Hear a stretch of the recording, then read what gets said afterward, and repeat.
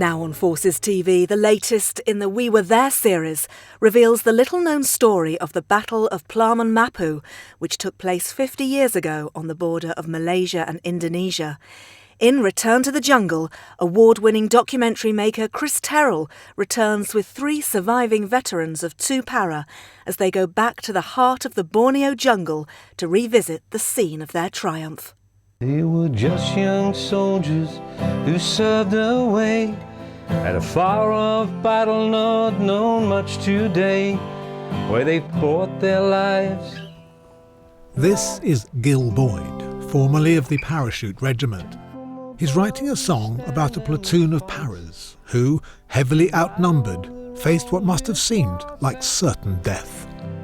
Surrounded, outnumbered, they held that hill as 400 indoors attacked to kill the 36 men of 2 Paras platoon. The song tells an extraordinary story.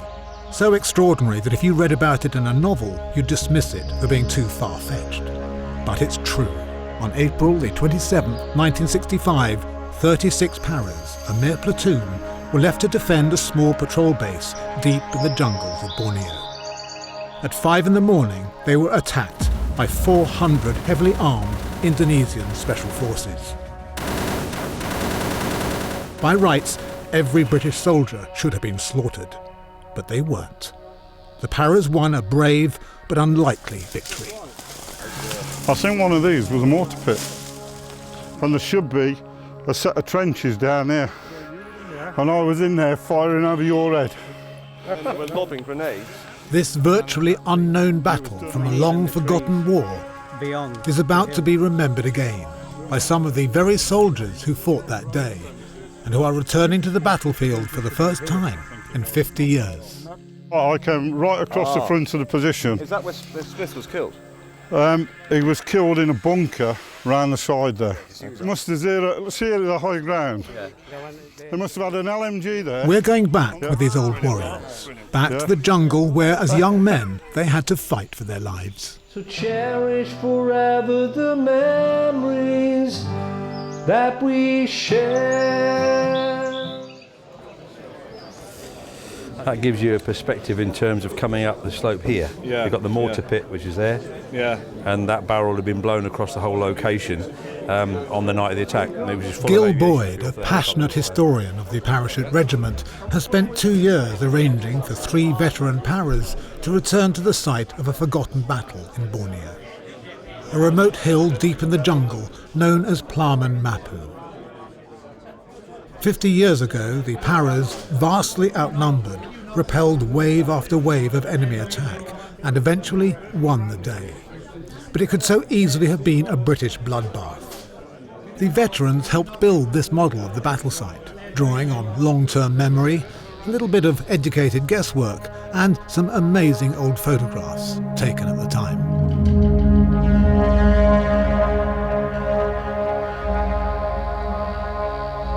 Bring back memories? Oh, absolutely, yeah. It really does. They made a good job of it. Yeah. So, pretty accurate. Yeah. Are you looking forward to this trip? Yeah, I am indeed, yeah. Very much so, yeah. 50 years. 50 years ago, Les was just 18. It's going to be quite a poignant trip, isn't it? It really is. I never thought we'd get back. After 50 years, it's absolutely brilliant. And it will bring back a lot of memories, you know. Back then, Mick was barely 19 years old. I want to meet the kids. I mean, these kids who, when we were there, 4 or 5-year-old, 6-year-old, and we used to give them all sorts of scraps we could, you know. When George first met the kids in the Borneo jungle, he was 22. And I'm hoping there's still some of those alive, because they'll be in the 60s now, won't they? Yes, exactly. Yeah. That'd be amazing, wouldn't it? Yeah. Today, just before leaving for Borneo, the veterans have come to the 2 Para headquarters in Colchester to meet not only some of the young Paras who will be accompanying them on the trip, but also General James Bashal, who'll be joining them out in Borneo. George Revere was the mortarman, he was a rifleman. George Revere was company. Yes, nice to meet you, sir. Look after you then. Brilliant. Hello How there. you doing, General? This is Mick Mick Murtagh. Murtagh. Lovely to meet you, James Bashal. Lovely to meet you. Mentioned dispatches on the night. Good man. Well, we're all looking forward to this. This is important. From that trench there, the one in the middle, that one. For Les, George and Mick, the Battle of Plaman Mapu was a life-changing experience. Every second of the action remains imprinted on their memories. And you couldn't hear because of the rain, the machine gun fire, because there are 3 machine guns, one there, one here, firing in towards the water tower and one coming up there. And then all the crap that was coming from the RPGs. And because we fired over your position, we kept everybody away so George could actually he fired 600 rounds that day of mortar. And then you got down to what? White phosphorus? White force. Yeah. The Borneo confrontation was a stealthy but vital attempt by Britain, Australia and New Zealand to stem the spread of communism throughout the region by President Sukarno of Indonesia. This dictator, eager to impress Russia and China, and inspired by the Viet Cong and the escalating war against America, wanted to overrun Malaysia, a British-backed federation that included Malaya, Singapore and northern Borneo. To achieve his aims, Sukarno was determined to inflict a death blow to the British Army by inflicting a humiliating defeat on one of its elite regiments. That's why he targeted the Paras. Once they had been trounced, he decided, the British would be routed, and he would command the whole of Borneo, a short step from taking over the entire region. And so he threw everything he had at the tiny jungle garrison at Plaman Mapu. On paper, victory for the Indonesians was assured, an ignominious defeat for the British a certainty. Trouble is, nobody told that to the young Paras defending the position. The Borneo confrontation is not a campaign that people know a lot about. And it was deliberately kept that way by the government at the time because they didn't want people to know the extent to which UK forces were committed that far away from the United Kingdom. And one of the things that I think you take from this is that campaigns of wars turn sometimes on the actions of very few. But this was a strategic effort by the Indonesians to have a decisive action here. Had the Indonesians won, the Malaysian Federation, such that it is today, would not be what it is. And so the actions of a few at the tactical level turned the campaign as a whole. Imagine in the media, 36 paratroopers either dead or taken prisoner, a British base overrun. It would have turned it. And so from that, you, serving today, can take, and I believe think about, the consequences of your tactical actions. Tactical actions turn battles. We have to win at the tip of the spear. Some things never change. What motivated young soldiers to fight the way they did? And this what links our veterans with those of you serving today. This battle, important part of our history. Tomorrow they will start on the long journey back to the battle site for real. But what will they find? What is left of the Paras' old defensive position? Will there be any reminders of the life and death battle fought there half a century ago?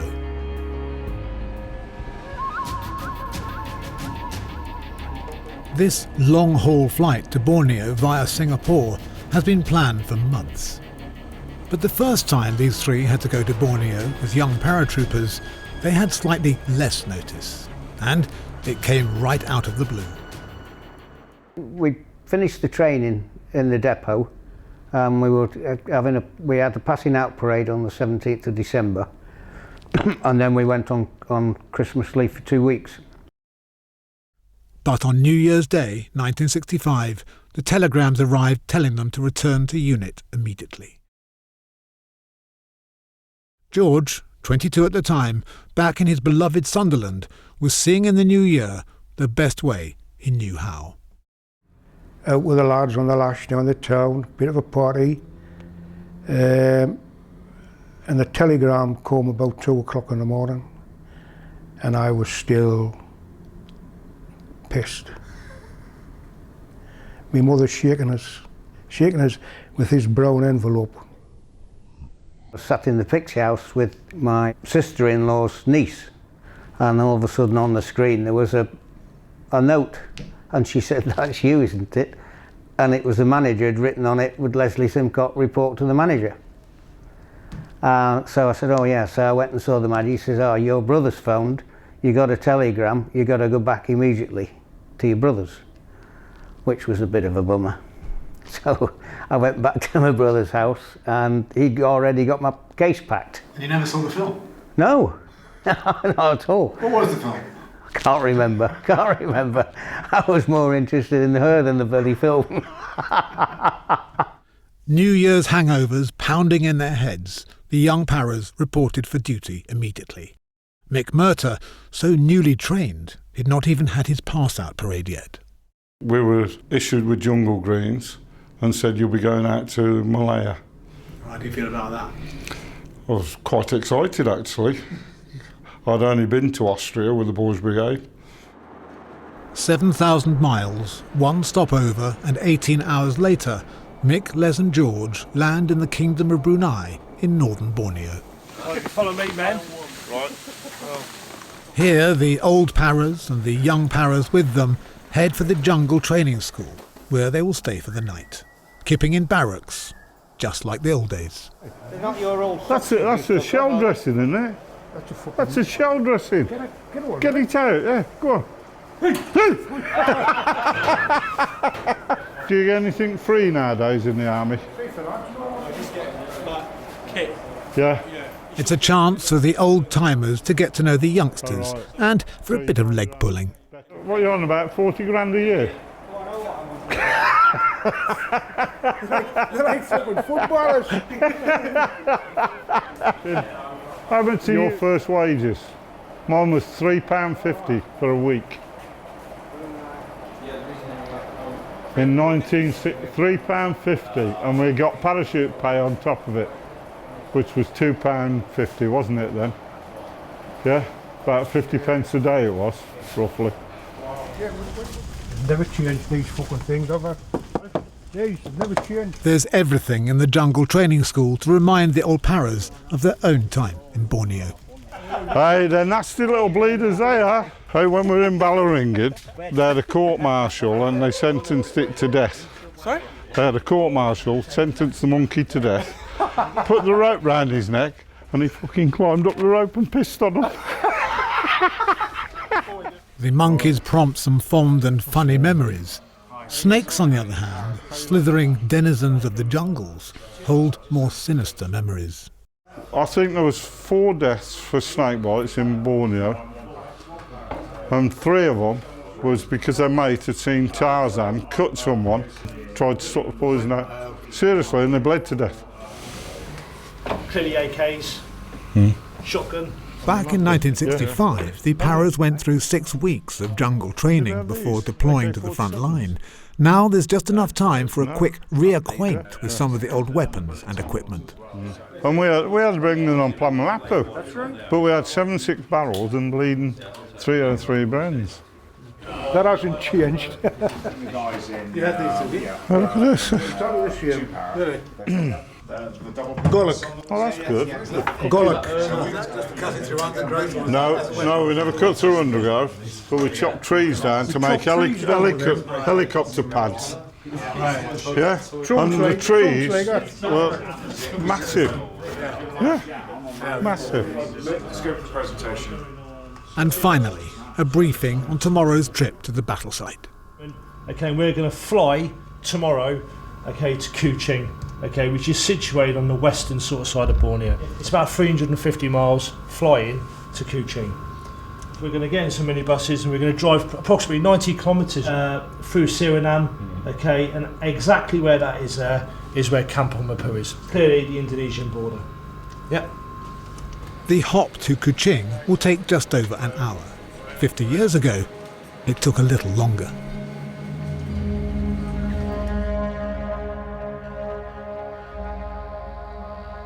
After jungle training in Malaya, British troops embarked onto troopships in Singapore. The parachute regiment travelled the same way. In fact, that's George there. leading a troop of paras up the gangway in Singapore.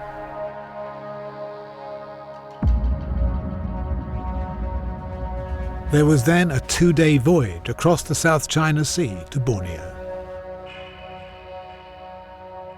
So, with jungle training and sea crossings to contend with, it took nearly 2 months to get to Kuching from arriving in Malaya.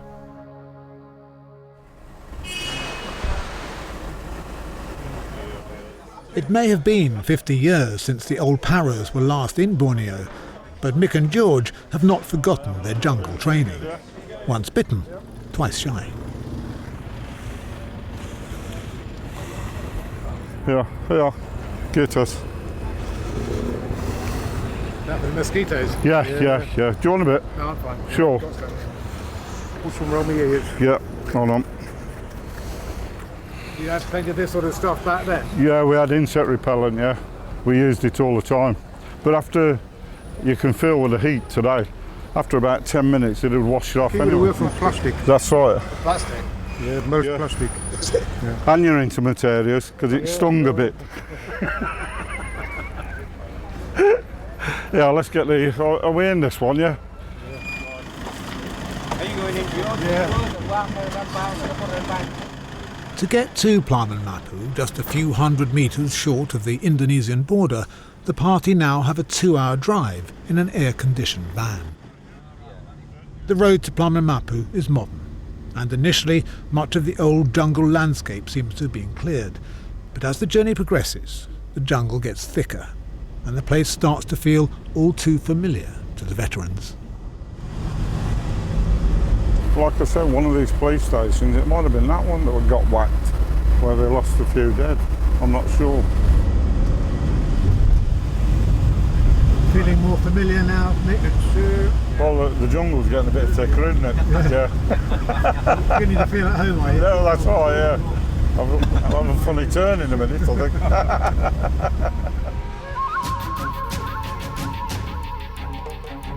But back in 1965, there were no roads into the jungle interior.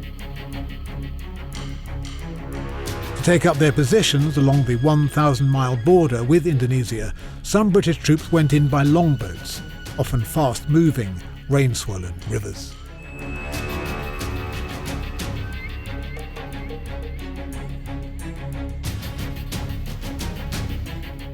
Others, like Mick, Les and George, were transported in by twin-rotor Belvedere helicopters.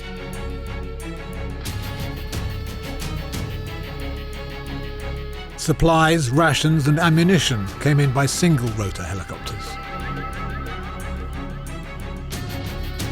Although often the only way to supply the really isolated outposts, like Plaman Mapu, on any sort of regular basis was by parachute drop from Argosy transport planes.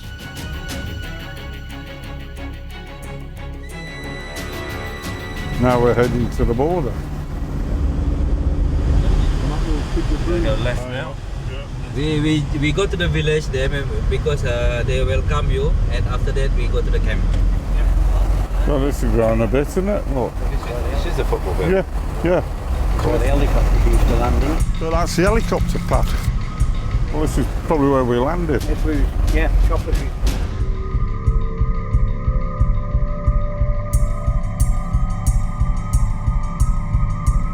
The local population, amazed by the arrival of British soldiers and their supplies constantly falling out of the sky, were quick to welcome the white strangers. For the tribespeople lived in constant fear of Indonesian invasion. We always used to walk through the village on the way back from patrolling and actually go out that way. And on one occasion, they actually invited us into the longhouse just to have a look round. And the conditions these poor people lived in were pretty basic, to say the least. The British soldiers soon won the trust and affection of the local people, but that was half a century ago. What would be the reaction of the locals today? Most of them would not even have been born in 1965. Hello. Hello. Hello. Thank you very much. You're welcome. Thank you very much. Happy to meet you. You're welcome. Hello. The veterans were told to expect a small reception, but it looks like the whole village is here to greet them. Hello. Hello. Hello. Good. Oh my God. Didn't expect this, did you? Oh, yeah. Oh, very warm.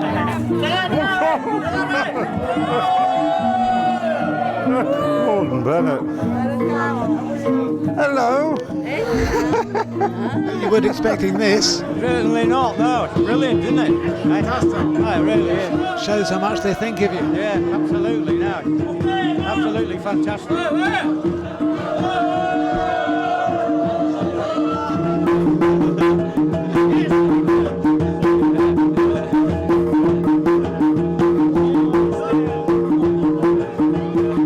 in the centre. Come on. There you go. The Paras are treated like rock stars, or rather long-lost heroes. Back in the day, the Paras got to know some of the villagers very well, especially the more inquisitive ones. I got to know the kids because the kids were well malnourished. Some of them were, you know, and any spare rations we had, we used to give them, you know, especially lemonade powder, which was in the 10-man ration packs, and that was fortified with vitamins. Right. They loved that, yeah. I'm just hoping some of those kids will be knocking 60 now, or older, they're going to be there tomorrow. That'll be special. Yeah. Oh God, it will be, yeah. Hello. Before the party of Paras head to the battle site, everyone's invited to the headman's house to see some of his family heirlooms. So this was from the heavy drop? Yeah. That's it? The whole parachute? The whole bloody parachute? 50 years old. Yeah. Her Majesty would come back, please. There's a countable licence.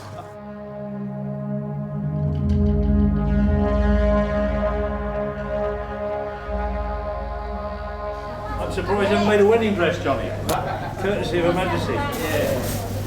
Is there a serial number there, sir? Yeah. You could track that back, which aircraft threw that out. It will be in a Hastings, we know that, because that's what resupplied us. Permanent museum. Princess Philip, you know. Hey, up, some more coming, look. Yeah. There's no doubting the villagers' endearing love for the Paras, and indeed the British in general. And so, time to visit the battle site itself, right next to the village, the place these men nearly died, and where two of their comrades did fall. That lump there, isn't it? Where you can see the palm oil growing, that's the top of the position. The point. Put jackets on yet? Yeah. Despite the heat and intense humidity, jackets and berets will be donned. All except for Les, that is. He's left his beret in the hotel. I can't believe I've left my bloody berry behind. Red machine. What are you talking about? It's like take the group of OAPs out. Can't believe I've done that. Did you ever forget your fucking ammunition? At our age, we're lucky we remembered ourselves. Go on, better. I'm melting as well. Now for a climb to the top of a pretty steep hill. It's a climb they've done many times before, but as fit young men.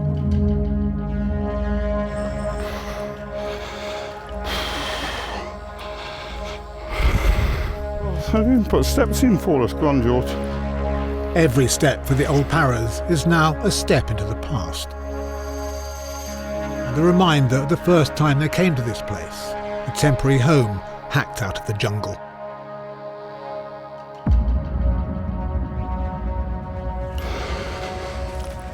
Look at this one.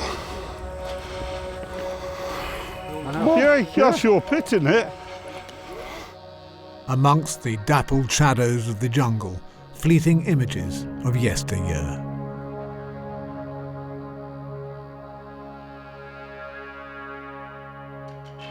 This is it? This is the position. This is the top of the hill where the command post was. And you had a trench system all the way around. Well, you'll be down here somewhere. That's where I was firing from. Yeah? No, if that's the top, it'd be down that way, I think. Because that was the stores, wasn't it? Next to the... That's it, yeah, here, yes. Yeah, Right. if the stores were there, Yeah. I was started off way over that side, come across the front of the position, and there should be a set of trenches down there. That's right, you were in there. And I was in there firing over your head. That's right, and I was just up there. Yeah, you were further down. We Yeah, were dropping bombs down here. that's right. Putting Yeah, bombs there, actually, yeah. down this slope. Yeah. I Sorry? think about the side. I still remember I was still that big. I still remember the British was, I still was in the school. I still remember. Oh right, you was actually here actually, when we got came attacked. from here. Yeah? Yeah. Yeah? Because I still remember, because I was still in school that time. Right. You remember the British soldiers? Yeah, British, I know, British soldier. We were still, I think it's about, probably 6, I think, something like that. Did you used to come up here? Yes. See us, see us? Yeah. Yes, I don't know because there were so many. Yes, of that's them. right, yeah. So the faces just look alike. Right, yeah, Yes. yeah. I yeah. think remember is We used to give,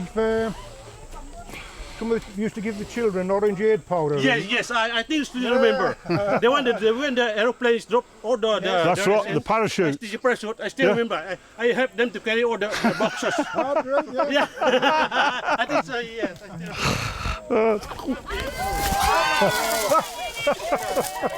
Hey, nothing changes. Happy landing. Oh no, nothing changes. Hey, I was doing that 50 years ago. Hey, I slid down that hill on my bum.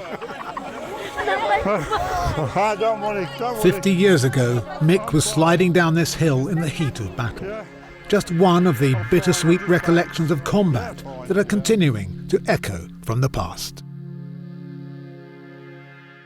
So you people who are hiding over this side, there are many holes over this side, yeah? Everybody this year. Mick, Les and George I was 19. are former paras. They've returned to the site of a battle they fought exactly 50 years ago, when just 36 paras held off a concerted attack by 400 Indonesian special forces who came from nowhere. Or rather, out of the thick jungle that surrounded the British position. But these trees, one here, and out there was just a jungle of trees. Right. You just couldn't see. Yeah. You can see for 1,000 yards now. Yeah. We were lucky if we could see 40 yards, 50 yards. So you were a very vulnerable position. We certainly was. Yeah. No wonder we got clobbered. The night before the surprise attack was launched, the paras, as usual, had been finding it hard to sleep. It wasn't an easy place to get your head down. We were supposed to sleep in the bunkers. The bunkers would fit probably 4 men, 2 on each bunk sort of thing. It was very cramped and it was quite claustrophobic, muddy. We used to line the roof and the sides as best we could with the parachute silk that we used to get from the resupply, which if you were on the top bunk, the parachute silk would be about 6 inches at most from your face. In the middle of the night you'd hear squealing as the pythons were sliding across it, eating the rats that were, it was totally rat infested. The whole position was. So we'd done that for a few nights and thought, sod this for a game of soldiers. So we used to sleep on top.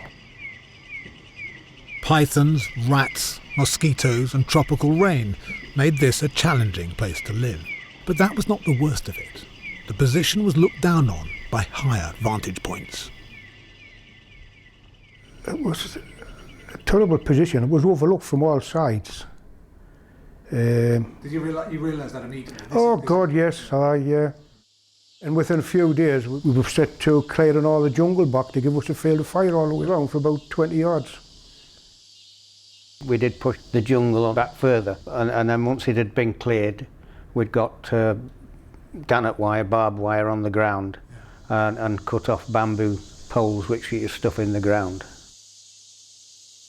And as a young man, if you like, you'd seen the jungle on television and on the films, and when you were going out on the flight, it was playing through your mind of what you might come across. No, it was exciting times.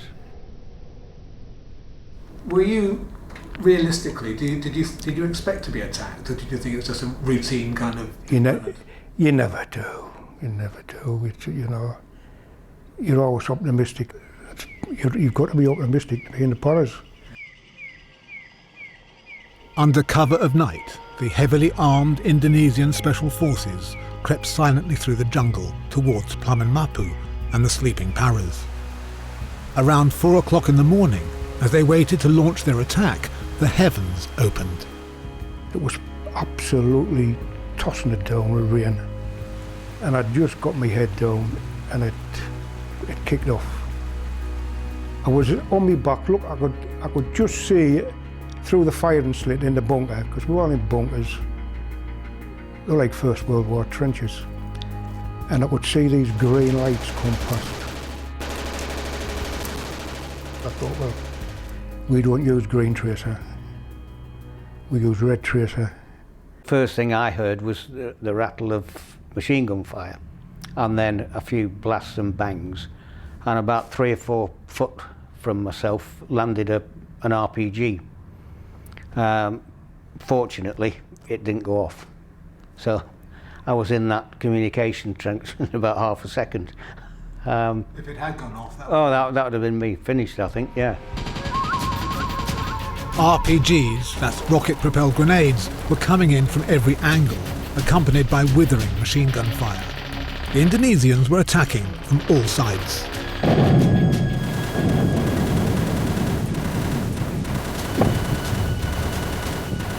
So when the attack happened at 5 in the morning? Yeah. Oh. So you, where were you, George? When it started? I was in the bunker behind the mortar pit. So you're by the mortar pit. Yeah. Where were you, Les? I was over there. In a basher, Yeah. on the southern side. Top. Yeah. Okay. Yeah. And you were over that way. And so where's the company sergeant major? He was up in the top. There's some bunkers that I saw here, and they must have been up there. There were 36 of you. Did you realise just how many the enemy were? No, not at all. Although, saying that, there was only 36 of us. A few days before, there must have been about 140 Paras who went out, and they went on to different operations from Plaman Mapu. So it left the 36 of us behind. Do you think the enemy had intelligence of that? Well, yes, I think they must have. Maybe they were watching us and we didn't know about it.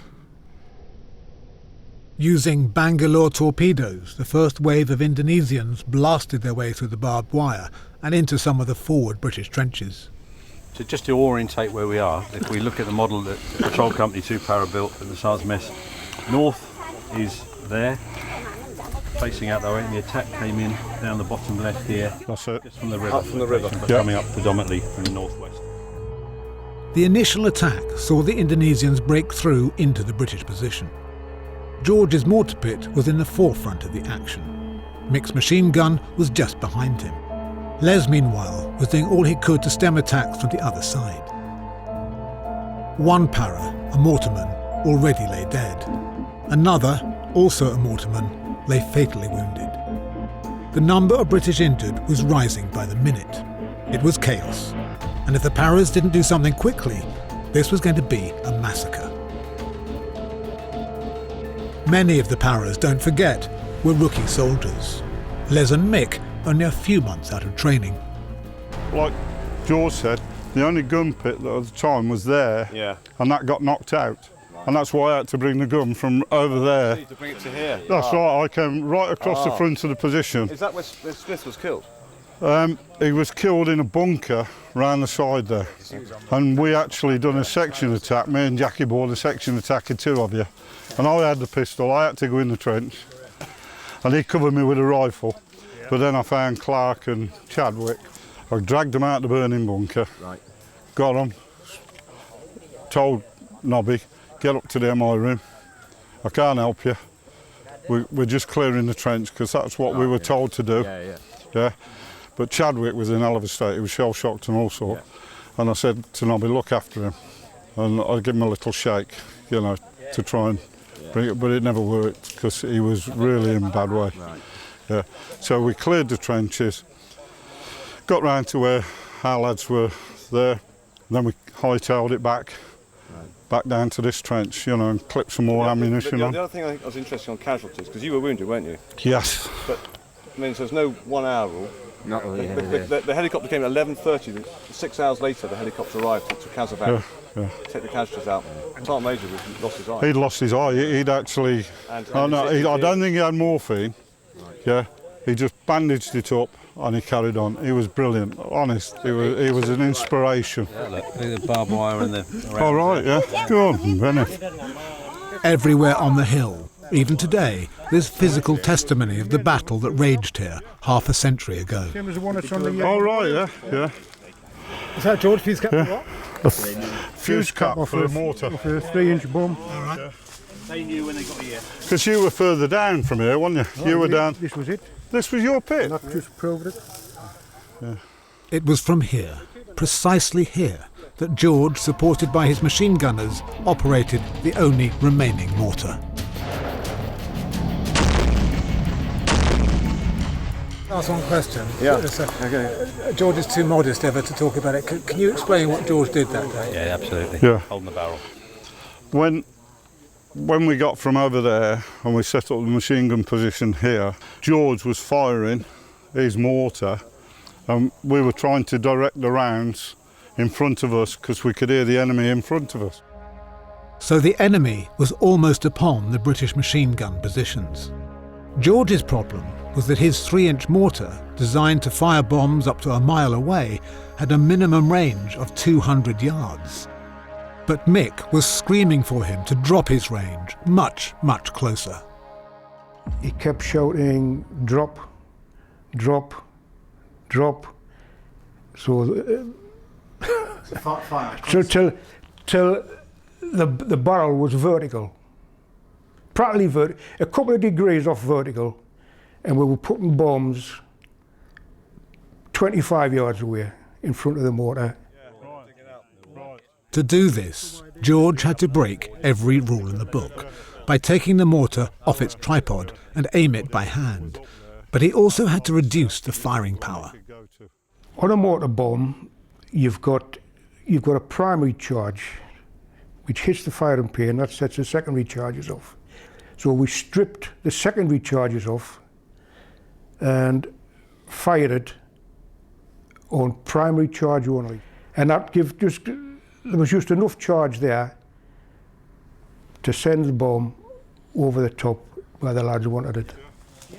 George's mortar bombs were now landing dangerously close to the Para's own positions. But that's how close the enemy were. I mean, to take it out off its tripod and do that with it, and take the main fuse out, so they could just drop it, because they literally was dropping them just over the top. And that's what he did for the whole 2.5 hours of the conflict. And critically, allowing the machine gunners to open up to full effect. And you reckon what, GPMGs were the saving grace? They were brilliant. It was brilliant because speaking to some of the lads that were on the other side, when I stopped firing, their morale went down. When they could hear that GPMG going, they were quite happy. And George's mortar, yeah. Once you hear the GMP going and the mortar's going, you know we're halfway there, you know. But when it went quiet, Taff Morgan said to me, he said, pass me the toilet paper. A 7.62 9mm round, empty shell cases. Yes. What you left here, is it? Yeah. So it didn't clear up? Didn't clear up. Take a show clean. I think if you dig a bit further, you'll probably find 50,000 of these. I actually went up to get 4 boxes of grenades and I slid on my backside. Which you've demonstrated today already. That's all right, I was just getting a bit of practice in. Let's see if we can find where you were then. Along here, there was, if that was the top, we were directly in front of it, and this is where the attack came in. Like this? Yeah, from here. And then they were lobbing grenades down into that ravine. And it was done out of the book. I don't know how you lob them now, but you pull the pin, that, and just throw them. And you can see the steepness of the hill. We didn't have to throw them far. They would have rolled down the hill amongst the enemy. Plus the RPGs that were coming in. You know, they must have just pointed them up the hill. Yeah. And since then, what we've realised, where Les was, which was on the far side, that's why they had unexploded ordnance. They were firing them up, they're running out of propellant and coming down and bouncing instead of hitting. Although some did, because Taff Morgan, the sandbags were hit this side of him, not the enemy side, and it blew all the sandbags on him, and it took him 45 minutes to dig himself out. Now remember, most of the paras from Plaman Mapu, nearly 90, were out on patrol that day, leaving only the 36 paras to hold off 400 enemy. But ironically, the very fact that there were so few paras could have been what saved them. Like Mick was saying before, if there'd have been maybe everyone on the position, you'd have probably maybe sustained more. We'd have lost a lot of men, wouldn't we? Yeah, oh, absolutely. We were just lucky we were in between, you know. See, that's an interesting one. I hadn't picked up on that. The fact that you were 36 rather than 120 was in some ways an advantage. Well, that's right, yeah, because we were spread thinly on the ground, so there was more space between each soldier, which meant when the rounds were coming in... Fewer targets. That's right. There was, as the shells were coming in, there wasn't so many people for their shells to hit, or machine gun rounds to hit. So if you had your full complement here, it could have been a different story. Oh, it could have been 50-60% casualty rate. But I think this was our... In fact, it was the Indonesians, much more densely packed together, who suffered the far higher casualty rates. And that meant increasing numbers of their men had to be diverted from battle to carry off the dead and wounded. When it first went off, we could hear them and they were like, we're going up here and we're going to take these out. But I think after we threw the grenades and George's mortars landed amongst them, the attitude seemed to change. And you can see how close we were. We could hear them talking, you know. No, we were lucky we survived. But we didn't have to fire some ammunition, did we, son? Eh? How did you feel? What was going through your mind? What was going through your heart? I think it wasn't sort of bravado or anything, but it was something that I think with the training, it was, if I may say, natural, because that's what you were trained to do. So you just got on with it. Quite outstanding, really, when you think of the amount of people that were attacking you. And some of us had only been in the army for a few months. We done well, the young lads done well. You know, we're all young soldiers. Drummy Williams done well, Jackie Bourne done well. What do you put that down to, Nick? I think determination that we weren't going to let the enemy take this position. And the leadership that we had off Sergeant Major Williams, you know, everything I did, he told me what to do, when to do it, how to do it. He didn't just shout orders or shout at you. If he give you something to do, he'd tell you how to do it and how to get it done. Like when he sent the grenades, he says, look at the rounds, they're all hitting the water tower. They ain't going to hit you. Yeah. And I said, well, you can go if you like, sort of thing, you know. But I still ended up going, yeah. The battle, as bloody as it was, lasted no more than 2.5 hours. It ended as quickly as it started. The Indonesian forces withdrawing into the jungle, never to return. When the battle stopped, the kids, they were the first ones that came up the hill. They crawled underneath the wire, and when they seen that we were all alive, they were jumping up and down, cheering. Really? And apparently the parents had told them, don't go up there, you're wasting your time, they're all dead. Yeah, we heard that. And of course, children being children, they wouldn't, you know, but the parents, they took no notice. And when they seen we were alive in the mortar pit, they were jumping up and down. And do you think you're going to be emotional? I'm feeling emotional now. Yeah. What is it that you're feeling emotional about? Thinking about them kids, really. I mean, obviously they had big faith in us. 50 to 60 Indonesians died that day, with unknown numbers wounded. One para had been killed, Waterman Harry Smith.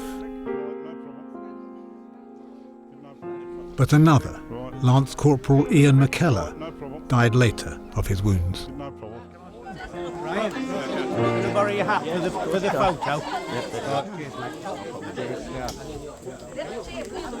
I've got mixed emotions, really. You know, two good mates I lost there, you know. And I suppose, in a way, I'd be thinking about it. There were a lot of Indonesians there got killed. And thinking about those as well. We unveil this plaque in memory of those who fought here with 2 para, and in memory particularly of those who fell in battle.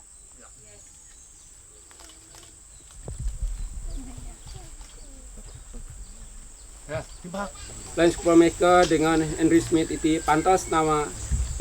think once you've been in the parachute regiment, like a lot of people say, if you snap me, it's got parachute regiment like a stick of rock. But the friends and comrades, because I've lost a few comrades, not just there, in other conflicts, and it's upsetting, but they've done their job, and not one of them would have changed what they've done. The name of the Father, the Son, and the Holy Spirit. And the young fellas, these are the guys that have to step up to the plate now. What have they got to do when the time comes? And I know they will do it, because that's what we're like.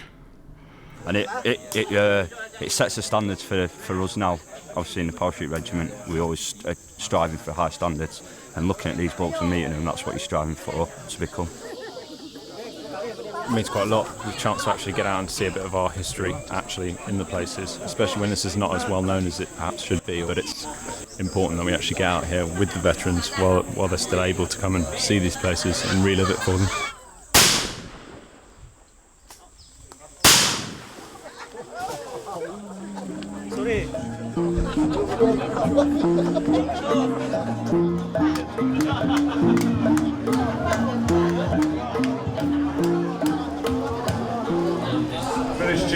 Ladies and gentlemen, and all the children, we are here today because exactly 50 years ago, British paratroopers fought a battle here, and these 3 men here, and I'll ask them to stand up.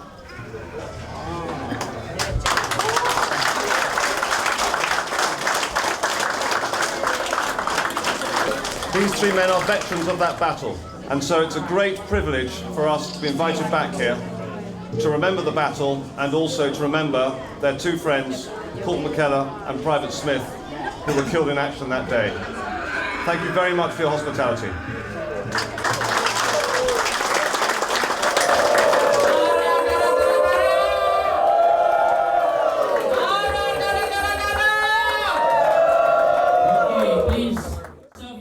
Even if most of the village was not born at the time of the Battle of Plaman Mapu, it's gone down in folklore, and to everyone, old and young alike, British soldiers are still considered saviours of the nation. Today the villagers think nothing of pooling their meagre resources to feast and entertain their heroes, once young warriors.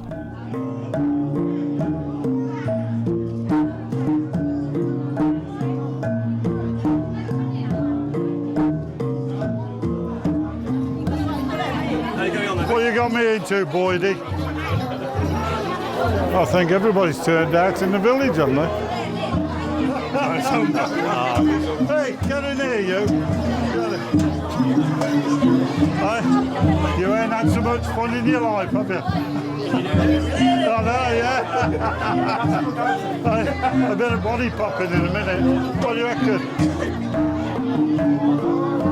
After the Battle of Plaman Mapu, President Sukarno of Indonesia immediately claimed it as a great victory for his troops over an elite British regiment. We can do the conga in a minute, couldn't we? That was political spin at its most dizzying and desperate. The fact is, after the battle, the Indonesians never dared to cross the border again. And within months, British forces were themselves crossing the border into Indonesia until the war was won and the Malaysian Federation saved.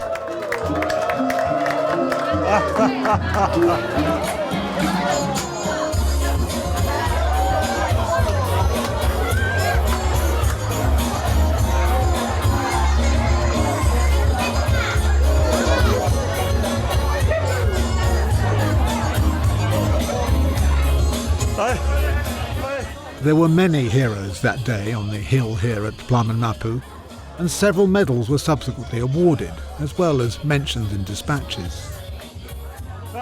Although for those that fought that day, one man remains the unsung hero of that extraordinary action. A man who hand-held his mortar and fired over 600 rounds non-stop for 2.5 hours. I mean, George, your mates, your comrades say you should have got an award that day. No. That's what they say. No, look, I was just doing, you do your job. That's what I was trained to do. I was trained to be a motorman. And I honestly never give it a thought. Never, ever give it a thought. You hear your mates saying this, but you just think bullshit. There was lads up the front, they should have had the medals, you know. I want to say thank you very much for coming. I do hope that you come back here again next time.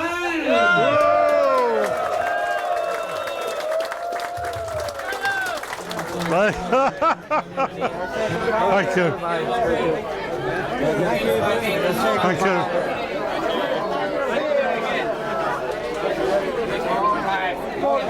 Yeah. Look after yourself, no problem. Thank you.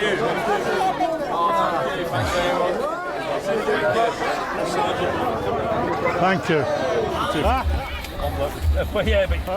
No, I know what it's like to be a pop star. And me. It's a good job we can't sing, isn't it? Celebrity status, so it took me 68 years. Whoa! Yeah, we'll come back in another 50. Oh, I mean, that was just overwhelming. You know. The girls were all over you, mate. Well, I'm sorry about that. Especially the younger ones. The Comfort Villages are far. Oh no, yeah. They've walked, yeah. Bye. I think they're more grateful than the fucking British Army were.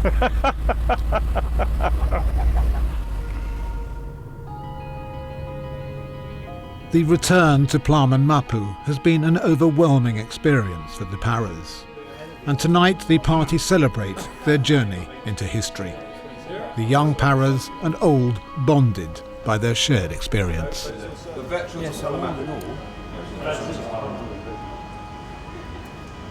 But this journey into history is not quite over. The following day, there's one more vital stage to the trip. A short flight across the South China Sea to Singapore, and then a road trip to their final planned destination.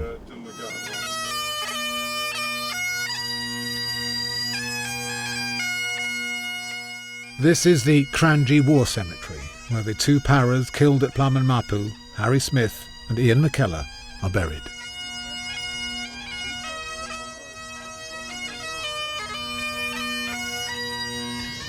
Let us pray. Let us remember those who have died for their country in war and peace, those whom we knew. They shall grow not old, as we that are left grow old. Age shall not weary them, nor the years condemn. At the going down of the sun, and in the morning, we will remember them. We will remember them. When you go home, tell them of us and say, for your tomorrow, we gave our today.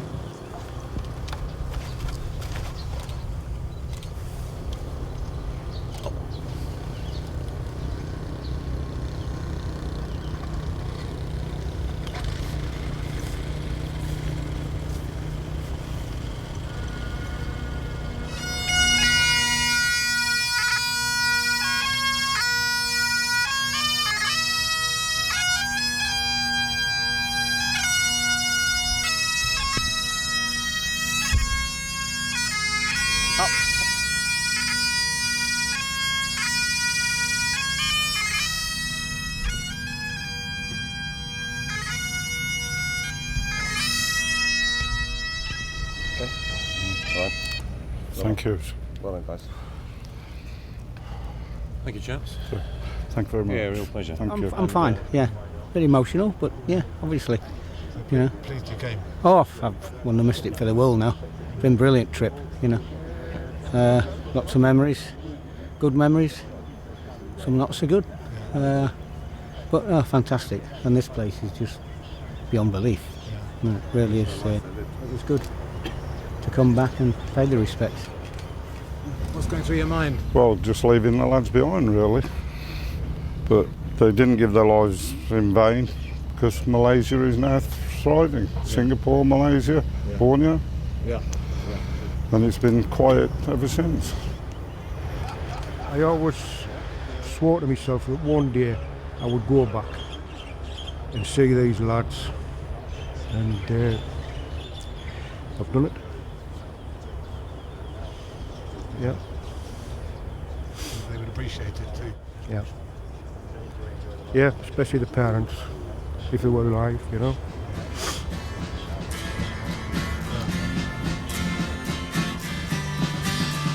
They were just young soldiers who served away at a far-off battle not known much today, where they fought for their lives, a determined foe who tried to inflict a decisive blow. Surrounded, outnumbered, they held that hill as 400 Indos attacked to kill.